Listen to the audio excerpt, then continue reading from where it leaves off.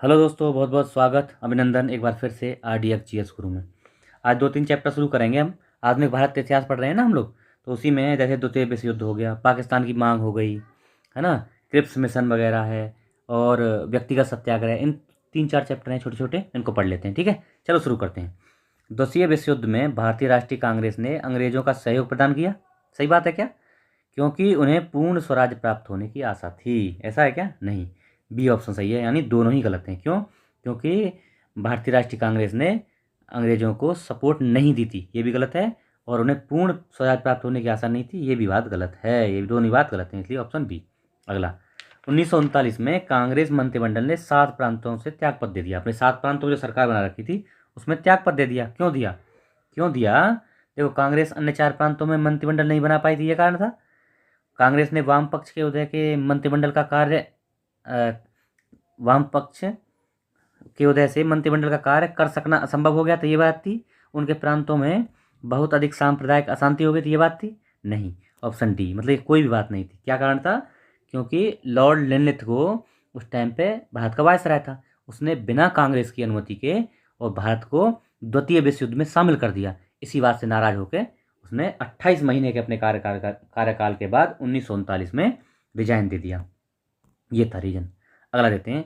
द्वितीय विश्व युद्ध के समय ब्रिटेन का प्रधानमंत्री कौन था? Winston Churchill. कब से कब तक? 1939 से 45 तक रहता है ये विंस्टन चर्चिल। ठीक है, चलो अगला देखते हैं।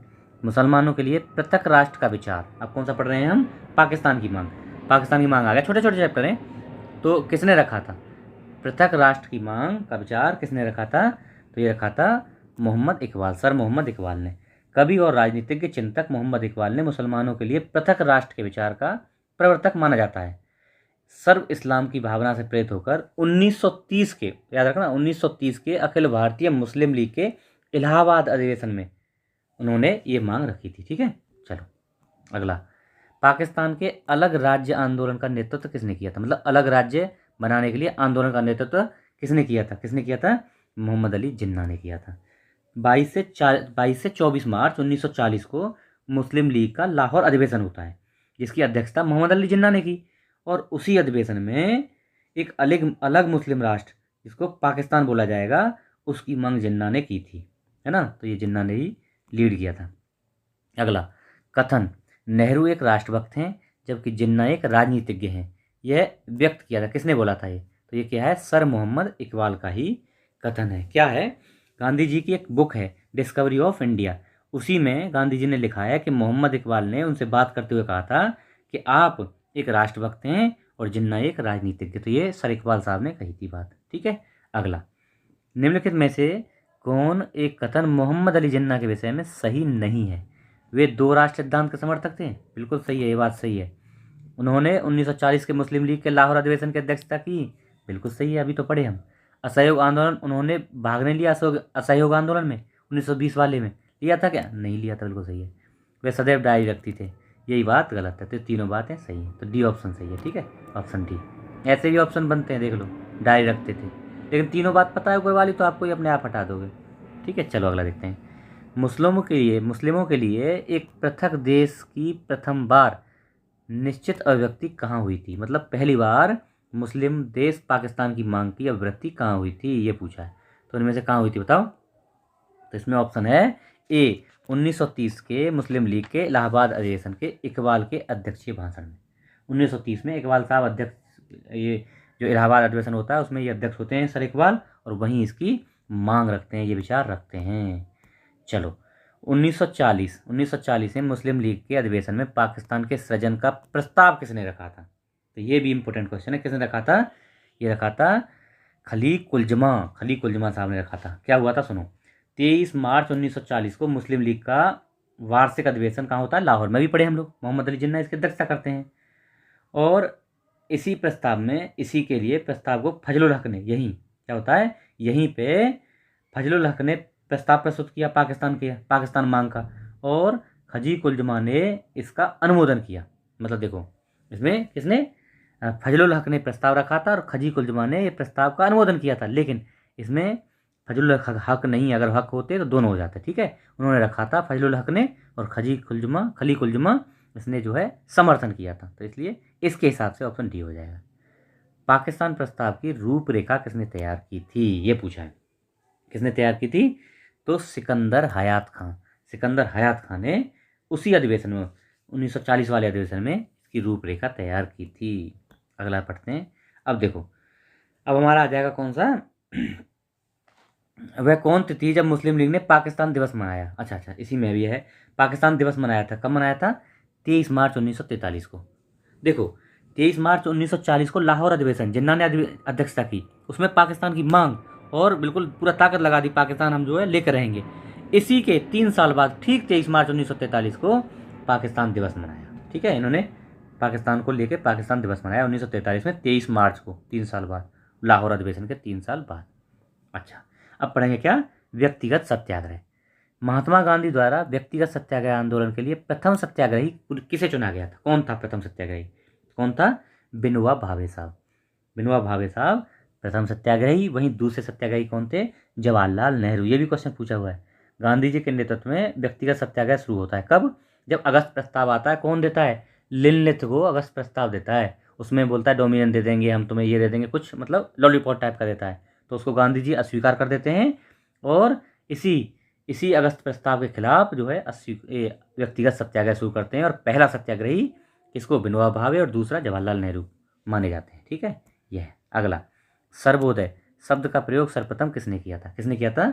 महात्मा गांधी साहब ने। गांधी जी ने सर्वोदय शब्द का प्रयोग सर्वप्रथम किया था। और विनोबा भावे द्वारा गांधी जी के आदर्शों के प्रचार के लिए सर्वोदय समाज, केवल सर्वोदय पूछा जाए गांधी जी, लेकिन सर्वोदय समाज की स्थापना किसने? विनोबा भावे साहब ने। ठीक है, अगला अब इम्पोर्टेंट आता है क्या? Cripps mission. कब आता है? 1942 में। क्रिप्स मिशन बहुत इंपॉर्टेंट है भारत के इतिहास में। उसके कुछ कुछ सुझाव थे, क्या क्या है उनको भी देखेंगे। चलो, ब्रिटानिया सरकार के प्रस्तावों की रूपरेखा प्रारूप घोषणा को सर स्टैफोर्ड क्रिप्स, ये इसके अध्यक्ष थे। ब्रिटानिया सरकार के प्रस्तावों की रूपरेखा प्रारूप घोषणा को सर स्टैफोर्ड क्रिप्स लाए थे। इसमें सम्मिलित थे। इसमें कौन कौन सी बात सम्मिलित थी इनमें से? तो देखते हैं क्या थी। कि भारत को एक डोमिनियन स्थिति दी जानी चाहिए, थी, बिल्कुल सही थी। दूसरा, सब प्रांतों और राज्यों को मिलाकर एक भारतीय संघ होना चाहिए, ये भी बात थी। तीसरा था कि कोई भी प्रांत भारतीय राज्य भारतीय संघ से बाहर रहने का अलग रहने का निर्णय ले सकता है, बिल्कुल ये भी बात थी। भारत संघ का संविधान भारत की जनता द्वारा निर्मित किया जाएगा, ये बात थी संविधान निर्माण की, ये भी बात थी। यानी ऑप्शन डी इज करेक्ट, सभी बातें सही हैं। हुआ क्या था सुन लो। 1942 में स्टैफोर्ड क्रिप्स के नेतृत्व में क्रिप्स मिशन भारत आता है। उसमें क्या क्या बात थी? कि युद्ध के बाद भारत को डोमिनियन राज्य दिया जाएगा और वह किसी बाहरी सत्ता के अधीन नहीं होगा, एक बात तो ये थी। दूसरी क्या थी? भारतीयों को अपना संविधान बनाने का अधिकार दिया जाएगा। ठीक है। तीसरी बात थी, ब्रिटिश भारत का कोई भी प्रांत यदि अलग रहना चाहे तो अलग रह सकता है और अपना अलग से संविधान बना सकता है, ये भी बात थी। चौथी बात थी, युद्ध के दौरान ब्रिटिश वायसराय की एक नई कार्यकारिणी परिषद का गठन किया जाएगा, जिसमें भारतीय जनता के प्रमुख वर्गों के प्रतिनिधि भी शामिल होंगे, लेकिन रक्षा मंत्रालय ब्रिटिश नेतृत्व में रहेगा। ये इंपॉर्टेंट चीज़ थी, रक्षा मंत्रालय ब्रिटिश के हाथ में ही रहेगा, ये बात थी इसमें। ठीक है, लेकिन ये माना नहीं भारतीयों ने। देखिए अगला है, निम्नलिखित में से कौन क्रिप्स मिशन के संबंध में सही नहीं है? युद्ध समाप्त होने पर डोमिनियन दर्जा, थी। संविधान सदन द्वारा संविधान निर्मित किया जाएगा, ये भी बात थी। नई कार्य परिषद की नियुक्ति जिसमें हिंदू और मुस्लिमों का समान प्रतिनिधित्व होगा, ठीक है ये बात।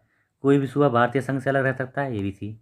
ये नहीं थी सी, ये सी नहीं थी। क्यों क्यों? क्योंकि भारतीय हिंदुओं और मुस्लिमों के लिए समान प्रतिनिधित्व की तो ऐसी कोई बात ही नहीं थी। यही सी ऑप्शन सही है, मतलब कौन सा सही नहीं? सी बात नहीं थी। अगला, किस दृष्टि में क्रिप्स प्रस्ताव एक किसकी दृष्टि में क्रिप्स प्रस्ताव एक टूटते बैंक के नाम का एक उत्तर दिनांकित यानी पोस्ट डेटेड चेक अपॉन ए क्रैशिंग बैंक, किसने कहा था इसको? महात्मा गांधी साहब ने। महात्मा गांधी साहब ने कहा था कि एक ऐसा बैंक का चेक है जो कि अभी दिवालिया हो गया, खत्म हो गया है। ठीक है। अगला, निम्नलिखित प्रधानमंत्रियों में से किसने भारत में क्रिप्स मिशन भेजा था? इनमें से किसने क्रिप्स मिशन भेजा था, इनमें से पूछा है। ठीक है, तो देखो उस टाइम पे कौन था प्रधानमंत्री? Winston Churchill. 1942 में ब्रिटेन के प्रधानमंत्री विंस्टन चर्चिल ने, उसी के एक मंत्री थे कौन? सर स्टैफोर्ड क्रिप्स, उसी के सरकारी मंत्री थे, उसको नेतृत्व करके उसी के नेतृत्व में ये भेजा था कौन? Cripps mission. अगला, निम्नलिखित में से कौन क्रिप्स मिशन के साथ कांग्रेस के आधिकारिक वार्ताकार थे? इनमें से कौन आधिकारिक वार्ताकार थे जो क्रिप्स मिशन के साथ बात करते थे? तो भारत की ओर से कौन थे? पंडित जवाहरलाल नेहरू और मौलाना आज़ाद क्रिप्स मिशन के साथ आधिकारिक वार्ताकार थे कांग्रेस की ओर से। ठीक है, अगला, निम्नलिखित में से किसने गांधी जी के आंदोलन को राजनीतिक फिरौती कहा? किसने कहा? तो किसने कहा था? कौन कहेगा, यही सोचो तुम। स्टुअर्ट क्रिप्स तो कहेगा नहीं, बॉबी बेवेल बाद में आया 45 में, मॉन्टेगू कब आया तो और पीछे आया, तो लिनलिथ को कहेगा।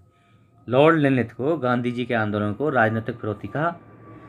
वायसराय के रूप में इसका कार्यकाल कब रहा? 1936 से लेकर, भारत में लंबा कार्यकाल है इसका, 1936 से लेकर 44 तक रहा, 8 साल। और इसी ने कहा था ये जो है ना गांधी जी की ये जो फिरौती है, मतलब जो गांधी जी के जो प्रस्ताव है ना, गांधी जी के जो आंदोलन है, ये एक राजनीतिक फिरौती है, ये बात कही थी ना। ठीक है, तो ये हमारे चैप्टर हो गए, छोटे छोटे 2-3 चैप्टर थे, ये ख़त्म कर लिए।